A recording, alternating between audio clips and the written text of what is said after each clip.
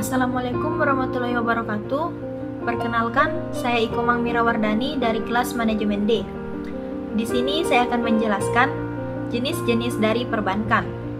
Terdapat 5 macam jenis perbankan. Jenis perbankan yang pertama dapat dilihat dari segi fungsi atau kegiatan usaha. Jika dilihat dari segi fungsi atau kegiatan usaha, terdapat 3 macam jenis bank, yaitu bank sentral, bank umum, dan bank perkreditan rakyat.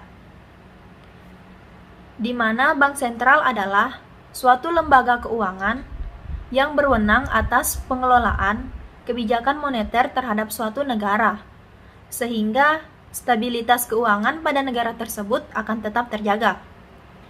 Sementara bank umum merupakan jenis bank yang beraktivitas di dalam masyarakat secara konvensional dan syariah. Dan bank umum ini berada di bawah naungan bank sentral.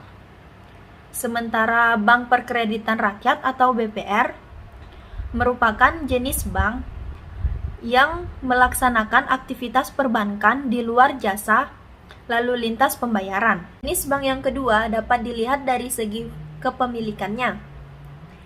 Jenis-jenis bank, jika dilihat dari segi kepemilikannya, terdiri dari bank pemerintah, bank swasta, bank asing, dan bank campuran. Bank pemerintah merupakan suatu jenis bank yang dimiliki atau dikelola oleh negara, baik itu pusat ataupun daerah. Contohnya seperti Bank Indonesia dan bank-bank daerah lainnya.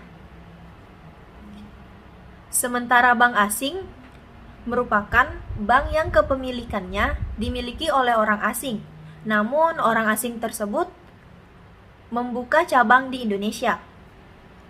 Berbeda dengan bank swasta. Bank swasta ini kepemilikannya dimiliki oleh pihak swasta, baik itu perorangan maupun per kelompok. Yang terakhir yaitu bank campuran. Bank jenis ini merupakan bank yang kepemilikan sahamnya gabungan dari bank swasta, bank asing, ataupun bank pemerintah. Jenis perbankan yang ketiga dapat dilihat dari segi status. Pembagian klasifikasi bank berdasarkan status ini yang dimaksud adalah di mana kemampuan bank dalam melayani masyarakat, baik dari segi jumlah produk, modal, hingga kualitas pelayanan. Jika dilihat dari segi status, bank dibedakan menjadi 2, yaitu bank devisa dan bank non-devisa. Di mana bank devisa ini merupakan bank yang dapat melakukan transaksi hingga ke luar negeri atau lintas negara. Di mana segala hal yang berkaitan dengan mata uang asing dapat dilakukan oleh bank ini.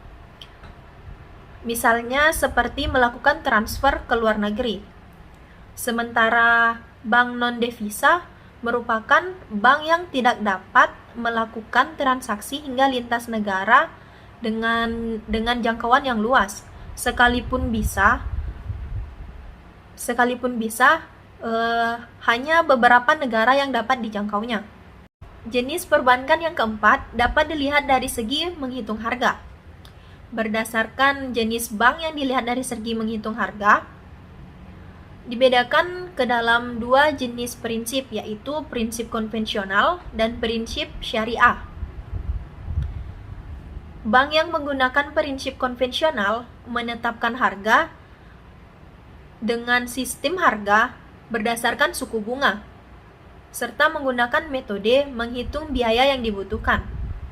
Sementara bank yang menggunakan prinsip syariah atau bank syariah ini menentukan sistem harga melalui perjanjian yang sesuai dengan hukum Islam dengan pihak-pihak yang terkait berdasarkan penyimpanan dana atau pembiayaan dan kegiatan perbankan lainnya. Jenis perbankan yang kelima dapat dilihat dari segi menentukan target pasar. Berdasarkan segi menentukan target pasar, jenis bank di sini dibagi ke dalam 3 jenis, yaitu yang pertama retail bank.